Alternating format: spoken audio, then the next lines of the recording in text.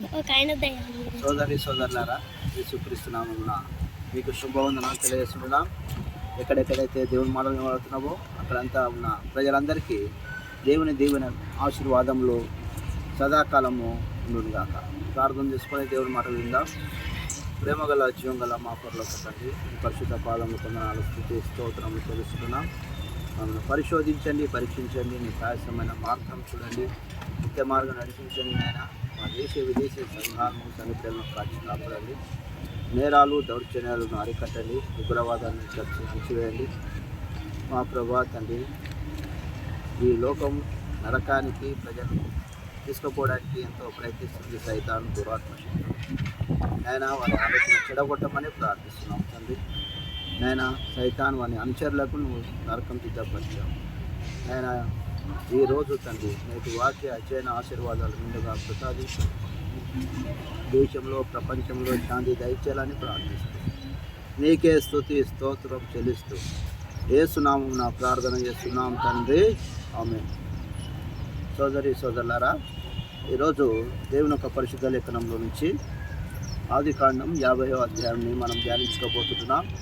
మరి ఇది ఒక చివరి గ్రంథం, మరి ఆదికాండంలో చివరి అధ్యాయంగా చూస్తున్నాం. కాబట్టి మరి దేవుని యొక్క పరిశుద్ధ లేఖనంలో మనకు ఎన్నో ఆరంభ విషయాల్లో చూసినట్టయితే మరి ఎన్నో విషయాలు మనము ధ్యానించుకుంటుంటాం. ఆ ఆరంభ విషయాల్లో మరి దేవుడు తన బిడ్డలతోటి బయలుపరిచిన విధానంగా 2వ అధ్యాయం 5వ వచనంలో, అది వరకు పొలమందలి ఏ పొదైన భూమి మీద ఉండలేదు, పొలమందలి ఏ చెట్టును మొలవలేదు. ఏలైనగా దేవుడైన యెహోవా భూమి మీద వాన కురిపించలేదు, నేలను సిద్ధపరచుటకు నరుడు లేడు. కాబట్టి నేల సిద్ధపరచుటకు నరుడు లేని కాలం నుంచి మరి నరుని దేవుడు సృజించాడు. మరి ఈ నరుడు అనేది ఆదికాండం చివరి అధ్యాయంలో మరి విషాద సంఘటనలను మనం చూడబోతున్నాం. కాబట్టి సోదరి సోదరులారా, అదేవిధంగా మరి దేవుని యొక్క పరిశుద్ధ లేఖనంలో మనము ఆయా రీతులైన దేవుడు ప్రశ్నించిన దేవుడు తన పిల్లలైన వారిని ఏ విధంగా మరి ఈ లోకయాత్రలో నడిపిస్తారో దాన్ని కూడా చూడబోతున్నాం. కాబట్టి దేవుడు తన అద్భుతమైన కృప తన ప్రజలందరి పట్ల చూపించేవాడిగా ఉంటాడు. రోమాపత్రిక 5వ అధ్యాయము చూసినట్టయితే అక్కడ 12వ వచనంలో, ఇట్లుండగా ఒక మనుషుని ద్వారా పాపము ద్వారా మరణము లోకంలో ఎలాగో ప్రవేశించానో అలాగే మనుషులందరూ పాపము చేసినందువలన మరణము అందరికీ సంప్రాప్తమాయను. కాబట్టి ఆదామనే మనుషుని వద్ద నుండి ప్రారంభమైన మరణాన్ని ఆదికాండం చివరిలో మనము ఆ మరణం కొనసాగుతున్నట్టు మనం చూస్తున్నాం. కాబట్టి మృతి యాకోబు నుంచి యోసేపు వరకు వారి కుటుంబాల్లో మనం చూస్తూ ఉంటున్నాం. కాబట్టి సోదరి సోదరులారా, దేవుడు ఈ అంతిమ యాత్రలో పెద్ద ఊరేగింపుగా చూస్తుంటున్నాం. అదేవిధంగా మనం చూసినట్లయితే మొదటి వచనంలో గమనించినట్లయితే యోసేపు తన తండ్రి ముఖం మీద పడి అతన్ని కూర్చి ఏడ్చి అతన్ని ముద్దు పెట్టుకొని తర్వాత యోసేపు సుగంధ ద్రవ్యముతో తన తండ్రి శవమును సిద్ధపరచవలని తన దాసులైన వైద్యులకు ఆజ్ఞాపించాను. గనుక ఆ వైద్యులు ఇశ్రాయేలులో సుగంధ ద్రవ్యముతో సిద్ధపరిచిన వారి కొరకు దినములు సంపూర్ణగున్నట్లు అతని కొరకు 40 దినములు సంపూర్ణమాయను. అతని గూర్చి ఈజిప్టులు 70 దినములు అంగలార్చారు. అతని గూర్చి అంగలార్పు దినములు గడిచిన తర్వాత యోసేపు ఫరో ఇంటి వారితోనూ మాట్లాడి, మీ కటాక్షము నా మీద ఉన్న ఎడల మీరు అనుగ్రహించి నా మనవి ఫరోతో మనవి చేసి,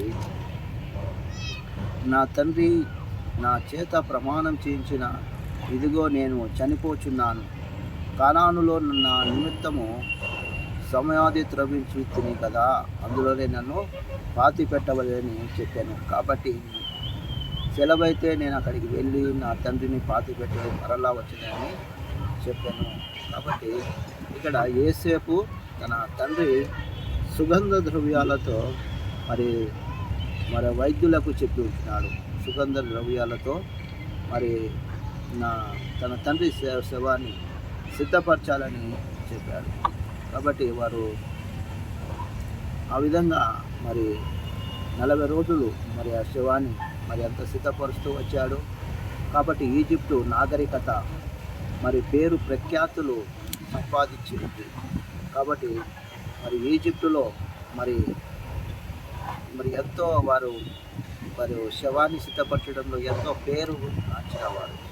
నాటి అవశేషాలు ఇంకా మనం అక్కడక్కడ ఈజిప్టు వాళ్ళు తీస్తూ ఉంటే ఆ శవాలు ఇంకా భద్రంగా వారు మరి తీసిపెట్టినట్టు, భద్రంగా దాన్ని సిద్ధపాటు చేసినట్టు మనం చూస్తున్నాం. కాబట్టి ఈజిప్టు నాగరికత నాటి శవాలు సిద్ధపరచడంలో ఎంతో ప్రముఖంగా వహించినట్టు మనం చూస్తున్నాం. సోదరులారా, అదేవిధంగా దేవుని యొక్క పరిశుద్ధ లేఖనంలో మనం గమనించినట్లయితే ఆయన మరి అదేవిధంగా దేవుని యొక్క వాక్యాన్ని, దేవుని యొక్క పరిశుద్ధ లేఖనాన్ని అందుకు ఫరో అతన్ని నీ చేతికి చేయించిన ప్రమాణం చొప్పున వెళ్ళి నీ తండ్రిని పాతిపెట్టుమని సెలవిచ్చాను. కాబట్టి యోసేపు తన తండ్రిని పాతిపెట్టుటకు పోయాను.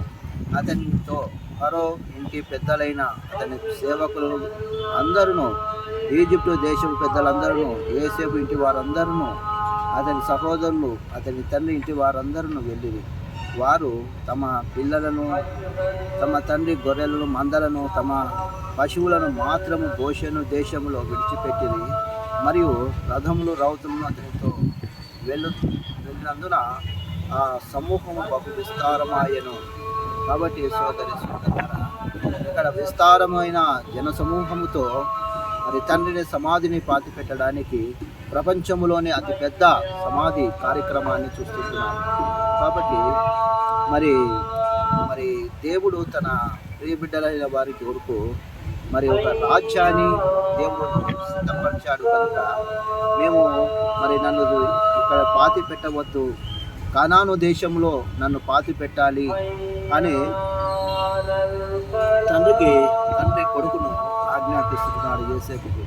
కాబట్టి తండ్రి మనవి చేసిన ప్రకారము మరి తండ్రి సమాధిని కార్యక్రమాన్ని జరిగిస్తూ వచ్చాడు. కాబట్టి మరి ఫరో కోరినాడు, నువ్వు వెళ్ళి పాతి పెట్టి తిరిగి రా. కాబట్టి సోదరులారా, మరి తండ్రి సమాధి మరి పాతి పెట్టి తిరిగి రమ్మన్నప్పుడు తాను వెళ్తూ వచ్చాడు, తాను చేస్తూ వచ్చాడు. కాబట్టి అది వరకే మరి తండ్రిని ఏదైతే మరి తండ్రి తనకు ఆజ్ఞాపించాడో కానీ అది చేస్తూ వచ్చాడు. అదేవిధంగా దేవుని యొక్క పరిశుద్ధ లేఖనంలో మరి 2 యోహాను పత్రికలో చూస్తుంటున్నాం కదా, 2వ అధ్యాయంలో మరి అక్కడ చూసినట్లయితే నా చిన్న పిల్లలారా, తండ్రులారా, యవనస్తులారా అంటూ ముగ్గురిని మరి ఉద్దేశించి ఇక్కడ మాట్లాడుతున్నట్టు మనం చూస్తున్నాం. కాబట్టి యోహాను మరి ఆ రోజుల్లో మరి వారి జీవితాలు ఏ విధంగా ఉన్నవి, వారి ప్రవర్తన ఏ విధంగా ఉన్నది మనము గమనించుకోవాలి. అదేవిధంగా చూసినట్టయితే దేవుని యొక్క పరిశుద్ధ లేఖనంలో మరి గమనించినట్టయితే 10వ వచనంలో యొర్దానుకు అవతల చేరి అక్కడ బహుగా ఘోరముగా అంగలార్చిరి. అతడు తన తండ్రిని గూర్చి 7 దినములు దుఃఖము సదుపెను. ఆ దేశమందు నివసించిన కనానీయులు అటదు కళ్ళమునంత ఆ దుఃఖము సలుపుట చూచి ఈజిప్టీయులు ఇది మిక్కుటమైన దుఃఖము అని చెప్పుకొనిరి. కనుక దానికి ఆబెల్ మిస్రాయిము అని పేరు పెట్టిరి. అది యొర్దానుకు అవతలనున్నది. అతని కుమారులు అతని విషయమై అతడు వారికి ఆజ్ఞాపించినట్లు చేసిరి. అతని కుమారులు కనాను దేశమునకు అతన్ని శవమును తీసుకొని పోయి మక్పేలా పొలమందు గుహల్లో పాతి పెట్టిరి. దానికి ఆ పొలమునకు అబ్రహాము తనకు శ్మశానము కొరకు శ్వాసముగా నిమిత్తము మమ్రే ఎదుటనున్న హిత్తీయుడగు ఎఫ్రాయిము వద్ద కొనేను. కాబట్టి మరి ఎఫ్రాయిము వద్ద కొన్న ఈ పొలంలోనే నన్ను పాతి పెట్టండి, అక్కడనే మరి నేను తిరిగి పునరుద్ధానమందు లేస్తాననే ఒక నిరీక్షణ తనకుంది. కాబట్టి ఈ రోజున మరి మనం ఎక్కడైనా చనిపోతే మనకి ఎట్లా నిరీక్షణ? మనం ఈరోజు ఎక్కడ చనిపోయినా మనకు ప్రభు వచ్చినప్పుడు తీసుకుపోతారు. కానీ మరి ఆ రోజుల్లో అక్కడ కానానులోనే మరి పాతి పెడితేనే మరి మాకు అక్కడనే ప్రభు మమ్మల్ని పిలుచుకుంటారనే ఒక ఆశ, ఆకాంక్ష ఉన్నదనమాట. కాబట్టి దాని ప్రకారం వారు చేయాలని యేసేపు ఆజ్ఞాపించిన ప్రకారము మరి చేసినట్టు చూస్తున్నాము. కాబట్టి సోదరులారా, మరి మక్పేలా గృహము అక్కడ మరి బెత్లెహేము నుంచి ఆడికి మక్పేలా గృహానికి మరి 35 కిలోమీటర్లు ఉన్నట్టు మనం చూస్తున్నాం. కాబట్టి అదేవిధంగా చూసినట్టయితే 14వ వచనంలో యేసేపు తన తండ్రిని పాతిపెట్టిన తర్వాత అతని సహోదరులు అతని తండ్రి పాతిపెట్టి వెళ్ళి వారందరూ తిరిగి ఈజిప్టుకు వచ్చారు. యేసేపు తన సహోదరులు తన తండ్రిని మొత్తి పొందుట చూచి, ఒకవేళ యేసేపు మన యందు పగబట్టి మనం అతని చేసిన కీడంతటిని చొప్పున మనకు నిశ్చయంగా కీడు జరిగించుననుకొని యేసేపుకు ఇలాగూ వర్తమానము పంపిరి, నీ తండ్రి తాను చావకమునకు ఆజ్ఞాపించిన ఏమనగా, మీరు యేసేపుతో నీ సహోదరుడు నీకు కీడు చేసిరి గనుక దయచేసి వారికి అపరాధము వారి పాపములు క్షమించుమని అతనితో చెప్పుమనెను. కాబట్టి దయచేసి నీ తండ్రి దేవుడు దాసుడు అపరాధము క్షమించుమని వారు యేసేపుతో ఎలాగో మాట్లాడుచూ ఉండగా అతడు ఏడ్చెను. కాబట్టి మరి కీడు ఏదైతే చేసినారో నీ సహోదరులు మరి వాటన్నిటిని జ్ఞాపకం చేసుకున్నట్టు అని మరి తండ్రికి వారు ఫిర్యాదు చేయడం జరిగింది. ఎప్పుడైతే వాళ్ళు చెప్పినారో మరి ఇంకా తండ్రి చనిపోయిన ఒకటి మన కన్నులు వచ్చి సాగిలపడి మరి బతిమాలుతుంటే అది చూసి మరింత ఏడుపు వచ్చేసింది. కాబట్టి సోదరులారా, మీరు గతంలో మీరు నాకు కీడు చేశారు, కానీ ఈరోజు దేవుడు నాకు మేలు చేశాడు అని మరి యేసేపు చూసినట్లయితే, మరియు అతడు సహోదరులారా పోయి అతని ఎదుట సాగిలపడి, ఇదిగో మేము నీకు దాసులమని చెప్పగా యేసేపు భయపడబడి, నేను ఈ దేవునికి స్థానమందున్నానా? కాబట్టి దేవుని స్థానమందు నేనున్నానా? నేను కూడా మీలాగనే కదా నేను అని మరి అన్నోళ్ళకు చెప్పుకుంటున్నాడు. కాబట్టి వారి భయాన్ని మరి వారి ఆందోళన తను అర్థం చేసుకున్నాడు. సోదరులారా, ఈ రోజుల్లో చూసినట్లయితే అన్నను తప్పుడు చంపుతున్నాడు ఒక ఎకర పొలం కోసము. కానీ ఇక్కడ తాను గుంటలో వారేసినప్పటికీ, తనను అమ్మినప్పటికీ, ఈజిప్టులో తను ఎంతో ఇబ్బంది పడినప్పటికీ, తను చెరసాలలో ఉన్నప్పటికీ, మరి ఎంతో తను ఇబ్బంది పడినప్పటికీ తాను తన అన్నల విషయమే ఏమాత్రముగా మరి కోపం అనేది, కక్ష అనేది తనలో లేనట్టు తాను ఎంతసేపు ఉన్న సమస్తము మరి రోమా పత్రిక 8:28 ప్రకారం సమస్తము సగకుడి మనకు మేలు కలుగుటకే ఇది జరిగింది అని మనం చూస్తున్నాం. కాబట్టి తన తండ్రి మరి ఏ విధంగా ఏ విధంగా కాపాడుతూ వచ్చాడో ఇది చూస్తుంటున్నాం. అదేవిధంగా చూసినట్టయితే దేవుని యొక్క పరిశుద్ధ లేఖనంలో మరి అదేవిధంగా మరి 20వ వచనంలో, మీరు నాకు కీడు చేయను ఉద్దేశించిరి కానీ నేటి దినమున జరుగునట్లు అనగా బహు ప్రజలను బ్రతికించినట్లుగా అది మేలుకే దేవుడు ఉద్దేశించాడు. కాబట్టి రోమా 8:28 మరి ఇదొకటి మొత్తం మన మేలుకే ఇది జరిగింది నాన్న అన్నలు అంటూ మరి అన్నలకు చెప్తూ ఉంటున్నాడు సమాధానం. అదేవిధంగా కాబట్టి భయపడకుడి, నేను మిమ్మను మీ పిల్లలను పోషించేదను చెప్పి వారిని ఆదరించి వారితో ప్రీతిగా మాట్లాడాను. యేసేపు అతని తండ్రిని కుటుంబము వారును ఈజిప్టులో నివసించి యేసేపు 130 సంవత్సరములో బతికి యేసేపు ఎఫ్రాయిము యొక్క మూడవ తరమును పిల్లలను చూచెను. మరియు మనష్షే కుమారులు మాకీరు కుమారులు పుట్టిరి. యేసేపు ఉంచబడిరి. యేసేపు తన సహోదరులను చూచి నేను చనిపోచున్నాను. దేవుడు నిశ్చయముగా మిమ్మల్ని చూడనిచ్చి ఈ దేశంలో నుండి తాను అబ్రహాము, ఇస్సాకు, యాకోబుతో ప్రమాణం చేయించిన దేశమునకు మిమ్మల్ని తీసుకొని పోవునప్పుడు యేసేపు దేవుడు నిశ్చయముగా మిమ్మల్ని చూడనిచ్చును. అప్పుడు మీరు నా ఎముకలను ఇక్కడ నుండి తీసుకొని పోవలను చెప్పి ఇశ్రాయేలు కుమారులతో ప్రమాణం చేయించుకొనెను. యేసేపు 110 సంవత్సరముల వాడి మృతి నొందెను. వారు సుగంధ ద్రవ్యంతో అతని శవమును సిద్ధపరిచి దేశంలో ఒక పెట్టెలో ఉంచారు. కాబట్టి యేసేపును ఒక సుగంధ ద్రవ్యంతో మరి తననుగా మరి సిద్ధపరుస్తూ మరి ఉన్నట్టు మనం చూస్తున్నాము.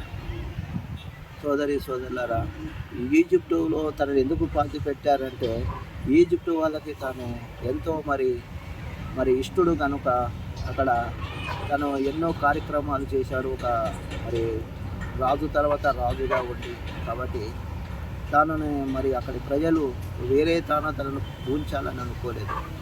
వారు తనలో ఒకటి వాని వలె వరించారు.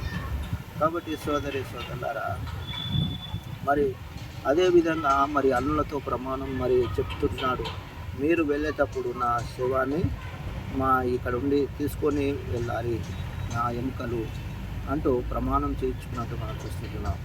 మృతి పొందేదను వారు సుగంధద్రవ్యం అనగా ఇజ్రాయేలుతో ప్రమాణం చేయించుకున్నారట, నా ఎముకలు ఇక్కడ నుండి తీసుకొని పోవాలి.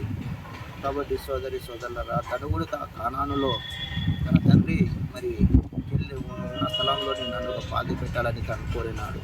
కాబట్టి ఈజిప్టు వారి నమ్మకాన్ని వారు మరి అదే దేశంలోనే ప్రభును దేవుడు వచ్చినప్పుడు వెయ్యాలి అనే ఒక గొప్ప నిరీక్షణతోటి వారు ఉన్నట్టు మనం చూస్తున్నాం.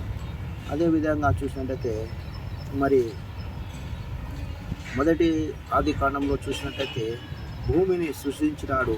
అదేవిధంగా ఆది కాండం మరి 50వ అధ్యాయంలో చూసినట్టయితే యేసేపు మరి దుఃఖ నివారణ మరి సమాధి పెట్టెను చూస్తున్నాం. అక్కడ సృష్టి ఆరంభమైంది, ఇక్కడనేమో మరి సమాధితో ముగింపు చూస్తుంటున్నాం 50వ అధ్యాయంలో ఆది కాండంలో.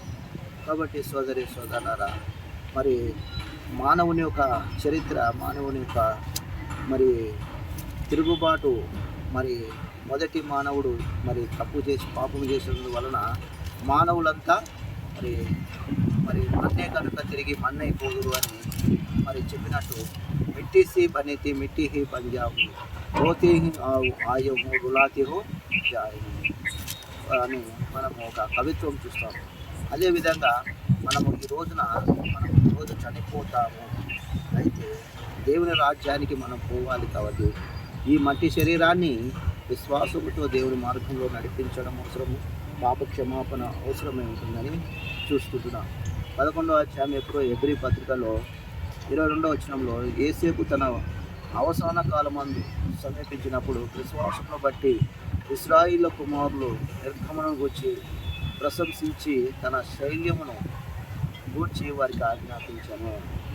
కాబట్టి మరి మోషే మరి తన మరి ఎక్కడైతే తన కానానులో పాతి పెట్టాలని చెప్తూ వచ్చినట్టు మనం చూస్తున్నాం. సోదరులారా, అదేవిధంగా నిర్గమకాండంలో మరి కానాను మరి జీవితంలో మొదలయ్యి మరి యెహోషువ గ్రంథంలో ముగింపునకు చూసుకుంటున్నాం. వారి విశ్వాసంతో వారు కానానులో చేరినట్టు మనం చూస్తున్నాం. కాబట్టి యేసేపు తాను ఏదైతే చెప్పినాడో, అలాగే యాకోబు ఏదైతే నిర్ణయం తీసుకున్నాడో, మరి వారి నిర్ణయాలు, వారి ఆశలు మరి దేవుడు మరి నెరవేర్చినాడు, వారికి దీవించినాడు మనం చూస్తున్నాం.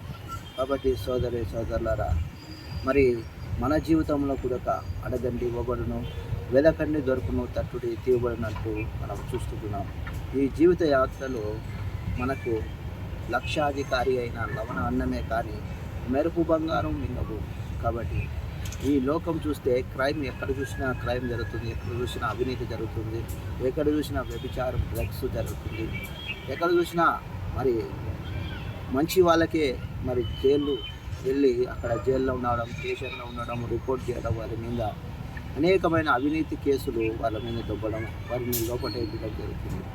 కాబట్టి నీతికి స్థానం లేదు. నాటి ఏసేపు కాలం నుంచి నేడు వరకు మనం చూస్తూనే ఉన్నాం.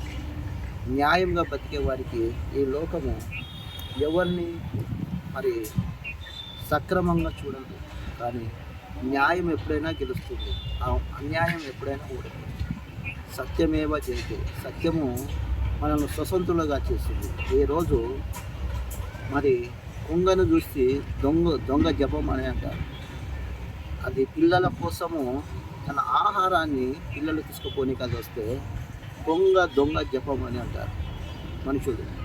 మనుషులకు ఉన్నంత దొంగతనం మరి వ్యభిచారం, డ్రగ్స్ మరి జంతువులకు ఏ జీవికి కూడా అటువంటిది లేదు. సోదరులారా, మనము నిందలు మోపేవారు, అసలు మన నింద ఏదో మనం తెలుసుకో. కాబట్టి యోబుకు అదే వచ్చింది. దేవుడు ప్రశ్నించేంత వరకు నేను ఒక వెనికిడి చేత నాకు కలిగిన మరి తెలుసు, ఇవి కనులారా చూస్తున్నాను, ఒకసారి మాట్లాడాను, నేను మాట్లాడాను. కాబట్టి సోదరులారా, యోబు లాంటి వ్యక్తికే మరి పాపం ఒప్పియడం చాలా కష్టమైంది. ఒక విశ్వాసికి, ఒక దేవుని బిడ్డకు మరి ఒక పాపమును ఇది చేసిన వాళ్ళనైనా ఒప్పుకోవడానికి ఎంతో కష్టమవుతుంది ఆమె వాళ్ళని ఒప్పియడం. అలాగే ఈ లోకంలో ఉన్న అంధకారంలో చిక్కున్న ప్రజలను విడిపించడం అంతే కష్టం ఉంటుంది. ఈ రెండింటిని సావధానం చేయడం, సతర్ చేయడం, जो मकसद बताना नहीं मकसद बचाना नहीं, बचाने का इस देश पूरा भारत सावधान सतर्क होना. కాబట్టి సోదరులారా, దేవుడు మనల్ని రక్షించాడు. ఇందులో ఉన్న రాజకీయ వ్యక్తులు కొంతమంది దేవుని నమ్మినారు. ఇందులో గాంధీ గారు చదివినారు, శబరిమతి ఆలయంలో వాక్యాన్ని పారాయణం చేసినారు. కానీ ఒక పాస్టర్ లెటర్ రాసింది, నువ్వు ఇందులో చదివిన వ్యక్తి హృదయాన్ని నువ్వు ఎక్కడ పెట్టినావు ఇతన్ని ప్రభువును. సోదరులారా, ఈరోజు మంచివి వాక్యాలు చెప్తే రీల్స్ చూసేవాళ్ళు తక్కువ, చెడు పెడితే రీల్స్ చూసేవారు ఎక్కువ. అపాయాలు, అవినీతి, అక్రమాలు పెడితే రీల్స్ చూసేవారు ఎక్కువ ఉన్నారు. కాబట్టి ఈ రోజున అసలు ఈ లోకం ఎటువైపు ప్రయాణిస్తుందో మానవునికి అంతు దొరకడం లేదు. కాబట్టి పిక్చర్స్ చూసేవారు ఉన్నారు, వీడియో గేమ్స్ ఆడేవారు ఉన్నారు, అలాగే రకరకాలమైన వాటిని చూసేవారు ఉన్నారు. సోదరులారా, మంచివి చూద్దాం, మంచివి నేర్చుకుందాం, మంచితనంతో ఆ ప్రభువును హృదయపూర్వకంగా విశ్వసిస్తాం, జీవితాలు మార్చుకుందాం, ప్రార్థన చేసుకుందాం. ప్రేమగల జీవగల తండ్రి, స్తోత్రమే. కొన్ని విషయాలు నీ బిడ్డలతో పంచుకున్నాను. నాకు మీరు చెప్పినది ప్రభువా నిజమే తండ్రి. మా జీవితంలో ఎన్నో మేము ఇతర మీద నిందలుగా మోపేవారు. మా నిందలు, మా అపరాధం నీకు తెలుసు, మా ఆలోచనలు నీకు తెలుసు. స్తోత్రమైన క్షమించకండి, కాపాడండి నాయన. ప్రభా, మేము ఒకరికి చెప్పే ముందు మేము సరిగించుకుంటాం సార్.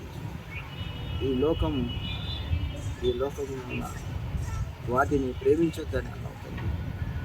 అవును ప్రభా, ఒక దైవజనునిగా ఒకరి మీద అసూయ, ద్వేషం, సోమరితనం మేము ఉండకుండా నేను ఎప్పటికీ సతరున్నట్టు నన్ను సిద్ధపరచాలని ప్రార్థిస్తాను. కుటుంబాలను దీవించండి, నిబిడలు వాక్యం నిబిడలు దీవించండి, శత్రు కార్యం లైపరచమని యేసునామమున వేడుకుంటున్నాం తండ్రి. పరమ తండ్రి యొక్క ప్రేమ, పరిశుద్ధాత్మ యొక్క అన్యోన్య సహవాసం ఇప్పుడు ఎల్లప్పుడూ సదాకాలముతో అందరికీ ప్రైజ్.